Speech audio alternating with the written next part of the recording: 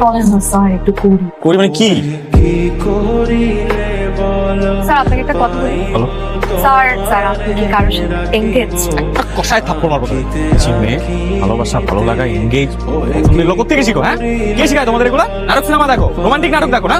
শোনো, তোমার যে বয়স, এই বয়সে তোমার একমাত্র কাজ হচ্ছে পড়াশোনা করো। পড়াশোনা করো, স্কুলের সবাইকে দেখা দাও যে তুমি স্কুলের সবচেয়ে ভালো ছাত্র। দেখাই দিব, কিন্তু আমার একটা শর্ত আছে। কি?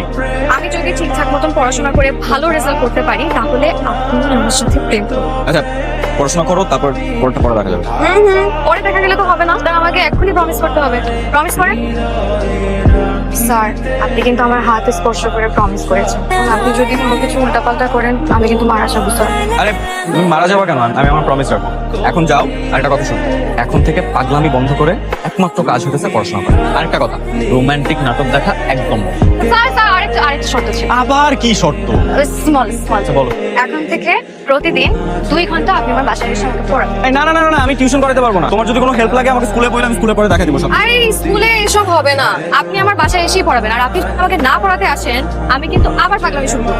আরে তুমি বুঝতেছো না। আমি কিছু বুঝতে চাই না। আপনি যদি আমাকে না পড়ান তাহলে আমি পড়াশোনায় মনোযোগী হব না। আর আমি যদি পড়াশোনায় মনোযোগী না হই তাহলে আমি ভালো রেজাল্ট করব না। আর ভালো রেজাল্ট না করলে আমি আপনাকে পাবো না। 89, 94, 83 আর h equals to 265, 573। তার মানে আমাদেরকে এখানে যেটা